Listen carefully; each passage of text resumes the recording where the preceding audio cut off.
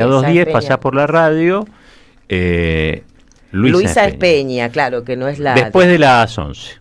Después de las 11 te van a estar Julio. Preguntan por Julio y va a tener la contraeditorial, la última contraeditorial. También si la quieren comprar, la tienen en el Aleph. Y mañana a las 8 en el Pulqui Bar, en el Pulqui Bar, ahí en Avenida Entre Ríos, Entre Ríos y Belgrano, a media cuadra, en el Pulqui Bar se va a estar presentando, van a estar los autores y las autoras de las notas de contraeditorial. Así que ahí también algún ejemplar se va a poder conseguir. Bueno, tenemos un invitado aquí en piso, ¿sí? Lo vamos a estar saludando porque vamos a hablar de algunos temas que yo creo que son fundamentales para la economía y también para la política. Alejandro Topo Rodríguez está con nosotros. ¿Cómo va? ¿Qué dice? Buen día, señor. Muy bien, muchas gracias por la invitación. Gracias por venir. Ministro Agrario, en su momento, de Asuntos Agrarios de la Provincia de Buenos Aires, si no recuerdo mal. Y el otro día hubo una reunión entre Milei y la mesa de enlace. Y a mí me dio la impresión de que tenía muchas ganas de decirles cosas, porque de hecho escuché a la presidenta de la Federación Agraria siendo crítica un poco de la reunión. Pero hay también como una especie de comunión, por lo menos en algún sector de comunión ideológica, entiendo yo, porque no están cortando las rutas, a pesar de que las retenciones no se las han bajado. ¿De qué modo uno puede entender el escenario del agro frente a una política como la de Milei? ¿Es lo que ellos querían? ¿Es lo que estaban buscando? ¿Están siendo beneficiados por este modelo o bancan a pesar de que no los beneficia objetivamente? Durante la campaña, el actual presidente Milei le prometió al campo retenciones cero. Sí. E hizo militancia con ese eslogan. Y también se sumó a esa cruzada el actual presidente de la Comisión de Presupuesto de Hacienda, José Luis Esper, que dice que es hacendado o algo así, que tiene campo. ¿Hacendado? Sí, no sabía sí. eso. En la provincia de Buenos Aires y creo que en Santa Fe también. Es decir, se autopercibe o lo perciben como miembro del sector, bien, entre comillas. Pero como vos bien mencionabas, hace 2 días, Milei en una reunión privada con la mesa de enlace les dijo que no puede cumplir con la promesa de retenciones cero y por ahora ni siquiera las va a bajar, pero les prometió retenciones cero. Y la reacción de una parte importante de la dirigencia del campo es guardar silencio, porque muchos de ellos están dispuestos a ver de brazos cruzados y silenciosamente cómo se funden pequeños y medianos productores antes que confrontar con un gobierno profundamente antiperonista. Lo más importante no es eso. Lo más importante es que con cierta legitimidad, pero equivocados, algunos compañeros y compañeras salieron a jurar que cuando volvamos a hacer gobierno van a sostener retenciones altas para el campo, es decir, que no entendimos nada, que el campo es mayoritariamente pequeños y medianos productores de la Argentina que no se reflejan con la mesa de enlace y nosotros ya, hoy, tenemos que estar planteando un programa para chacareros de todo el país que elimine gradualmente a ellos las retenciones y que a los grandes les haga pagar ganancia en lugar de retenciones y que demos la discusión del proyecto agrario que el peronismo necesita para una Argentina en crecimiento. Igual, ahí te hago otra pregunta, porque yo comparto con vos esto de que hay que hacer una diferenciación, ¿no? De hecho, creo que era el proyecto, cuando se discute la 125, digamos, hay un proyecto de segmentación que creo que apuntaba a eso, a hacer la diferencia entre los más grandes y los más chicos. Pero yo, capaz que soy muy ignorante y no estoy al corriente, pero ¿dónde está la pelea de los más chicos para diferenciarse de los más grandes? Porque la mesa de enlace funciona muy cohesionadamente, al menos uno es lo que ve de afuera. Está muy bien lo que decís, y no sos ignorante para nada. Pero por ahí se pierde en la historia que en el último año de gobierno, Cristina Kirchner segmentó retenciones.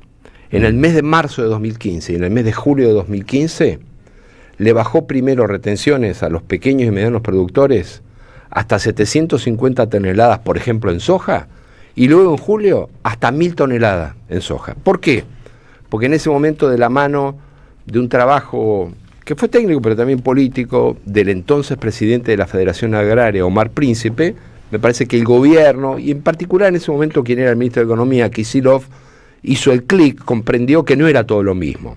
Después Kicillof fue aprendiendo un poco porque le tocó gobernar la provincia de Buenos Claro, Aires, claro. y uno no puede gobernar la provincia de Buenos Aires sin entender que hay Al sector. básicamente chacareros en la provincia de Buenos Aires y no pules de siembra. Y luego, cuando se discutió la famosa ley de solidaridad en diciembre de 2019 con el gobierno de Alberto Fernández, nosotros, que no estábamos, yo no estaba en el bloque del peronismo, pero soy peronista, logramos acordar con el gobierno nacional, en ese momento con quien era el ministro de Agricultura, Luis Basterra, Sí, me acuerdo. incorporar un artículo que no traía la ley de solidaridad, que terminó siendo el artículo 53, que obligaba a una segmentación de retenciones. Es decir, que hay antecedentes y hay que avanzar, pero yo desde la política no tengo legitimidad para pedirle al pequeño y mediano productor agropecuario que se organice.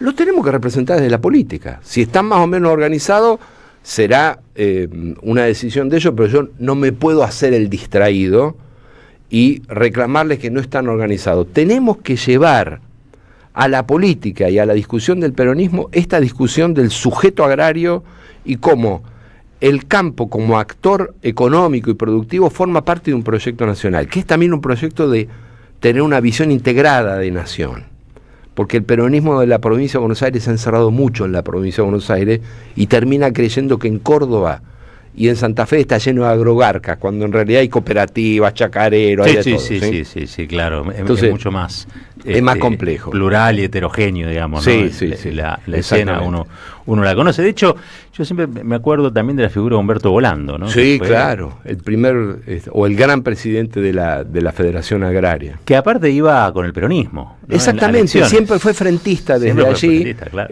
Más vinculado por ahí al Partido Socialista o a la tradición socialista. Ahora, perdón que te agrego un dato. En la coyuntura, vos sabés muy bien que hay 3 variables que son fundamentales en la producción agropecuaria, que son el tipo de cambio, Sí. las retenciones y el precio de las commodities. Hoy está todo para atrás. Un gobierno nacional que ancla su política antiinflacionaria en el atraso cambiario, altas retenciones y precios de las commodities que no son de lo mejor, al contrario, están de la mitad para abajo. Eso hace que el pequeño y mediano productor hoy se tenga que amacar porque no tiene rentabilidad. ¿Y qué le dice el gobierno nacional? Hagan carry trade. Es decir, tienen la desfachatez de plantearle que hagan especulación financiera porque saben que el campo no da rentabilidad. Lo llamativo es que, como decíamos hace unos instantes, no hay una voz que le ponga freno desde la propia representación más formal de lo que se conoce tradicionalmente como el campo. Claro. Bueno, eso es un poco Claro. el inicio de la pregunta. Claro. Ahí por ejemplo, también están desguazando el INTA. Y la verdad es que los sectores productivos del campo han sido beneficiarios del trabajo del INTA. Están destrozando el INTA y el próximo gobierno nacional que asuma en 2027 tiene que tomar como una de las primeras decisiones reinstaurar y ampliar y fortalecer el INTA desde el punto de vista institucional. Una institución que tiene más o casi ya 70 años y que es clave, que es estratégico en lo que significa la expansión de la productividad, la eficiencia del campo argentino, lo que significa la posibilidad de contar con profesionales, experimentación, investigación. Es clave, es fundamental, especialmente nuevamente para pequeños y medianos productores. Ahora la decisión es reducirlo a una pequeña oficina y detrás también hay aspectos que no tienen que ver con la política, sino con los negocios, porque hay entre 45.000 y 50.000 hectáreas que el propio gobierno se ha encargado de definir como, entre comillas, improductivas, así que seguramente intentarán venderlas. Hay que expropiarlas el primer día del próximo gobierno y reinstalar al INTA como una institución modelo y, por supuesto, si hay que modernizarlo, mejorarlo, hacerlo más eficiente, que no hay ninguna contradicción entre un Estado presente y que además sea eficiente, mucho Claro. mejor, mucho mejor. Ahí también cuando hablas del próximo gobierno, imagino que estás hablando o proyectando un gobierno peronista, ¿no? Eventualmente, o que al menos represente lo contrario a lo que expresa Milei. ¿no? Hasta ahí estamos bien. Sí, estamos bien. Hay un punto Dale. que hoy no hay una coalición alternativa en la Argentina y hay sí una coalición de dominio hegemónica que ya está armada, que la encabeza Milei con la Libertad Avanza, que tiene al PRO ya adentro y a sectores pro-libertarios de la Unión Cívica Radical, más lo que significa el Frente Económico y Social que está detrás. Este es un régimen tecnocrático de base financiera. Cuanto más pueda reemplazar la toma de decisiones democráticas por la lógica tecnocrática, mucho mejor para este gobierno, y su base económica es financiera. Hay que reemplazarlo con una coalición más amplia. Y esa coalición, ¿alrededor de qué debería estar estructurada? Porque yo te digo, yo identifico uno de los grandes problemas, pero bueno, yo soy periodista, no soy político, digamos, ¿no? Pero la falta de densidad nacional, digamos, ¿no? Creo que en línea general los sectores piensan mucho en sí mismos y piensan poco en la nación, ¿no? Yo por lo menos lo veo así. No sé vos, cuando hablas de esa coalición o esa alianza más grande, ¿sobre qué se estructuraría? Vos tenés una mirada que yo respeto y además comparto, así que no es menor tu opinión como periodista, pero también como pensador y comprendiendo lo que es la realidad nacional. Y coincido. Tengo la sensación de que al justicialismo y a todos los partidos, desde hace muchos años, les está faltando, y no sé si lo van a recuperar, una visión y una presencia de integración nacional. Porque no hay un justicialismo, no hay una Unión Cívica Radical en la medida en que De Loredo y Cornejo no son manes y el peronismo de Tucumán no es el de la provincia de Buenos Aires. Entonces hoy hablar de partidos en sí no alcanza para definir una visión y un proyecto de integración nacional. Pero lo que se ha debilitado es la vocación por el federalismo real, que no es el federalismo de documentos que reclama un poquito más, un poquito menos de transferencias fiscales, sino un federalismo que comprende que detrás de la diferencia, de las diferencias o de los matices regionales, hay un proceso social y productivo que la Argentina puede aprovechar en los próximos años, dándole potencialidad a las regiones, pero también teniendo un proyecto de integración nacional.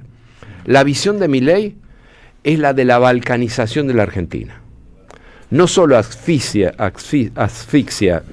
financieramente a las provincias, sino que está dispuesto a que no haya una política de vialidad nacional, no haya integración en materia de comunicación.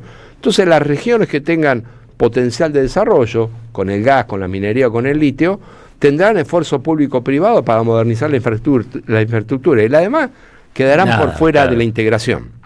Ahora, hay una agrupación, yo creo que la otra vez estuvimos hablando con Trota, con Nicolás Trota, Primero la Patria, que tiene cosas, postulados parecidos. Sí, los conozco, digamos, a los compañeros, he dialogado mucho con ellos, sí.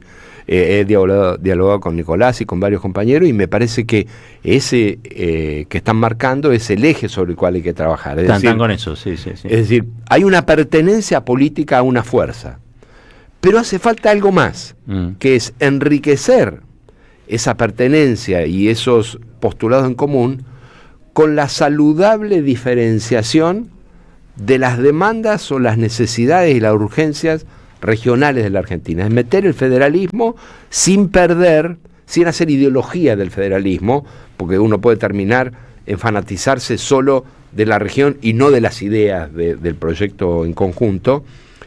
Y ahí a veces quedamos atrapados en la discusión política porque también desde fuera de la provincia de Buenos Aires se supone que la provincia de Buenos Aires es algo que realmente no es. Es decir, hay mucha falta de información fuera de la provincia de Buenos Aires de lo que es, por ejemplo, el Gran Buenos Aires. Claro.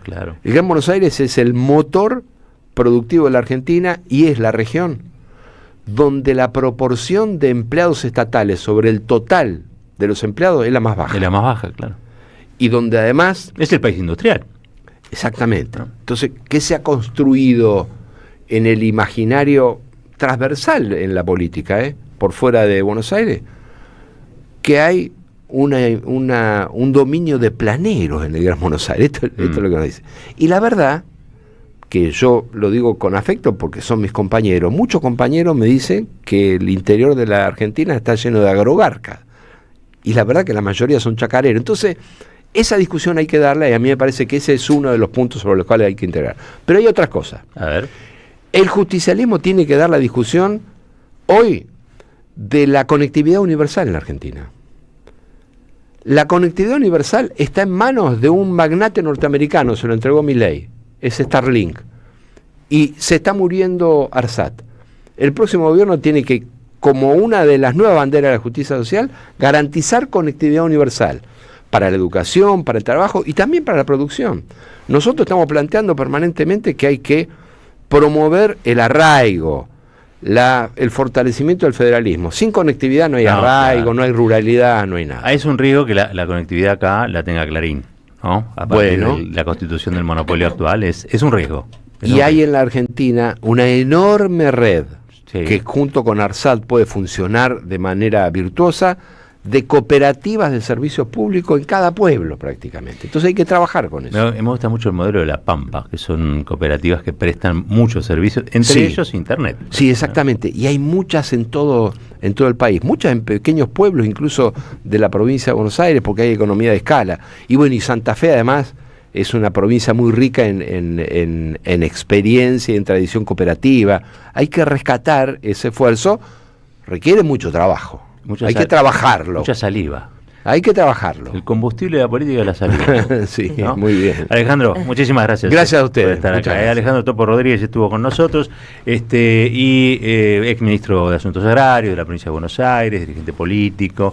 Y bueno, una mirada sobre lo que ocurre. Estamos tratando de buscarle alguna salida a lo que va a ser el post-Milei, porque esto va a terminar. En algún momento esto va a terminar. Esto que parece hoy infinito, no, nada es infinito, salvo un universo. Después, en la política las cosas suben o bajan, empiezan y terminan. 56 minutitos pasando las 9, ya estamos sobre el final. Tengo que agradecerle, fundamentalmente, y como todos los días, a la operación técnica del señor Silvio Soler, que nos permite estar al aire.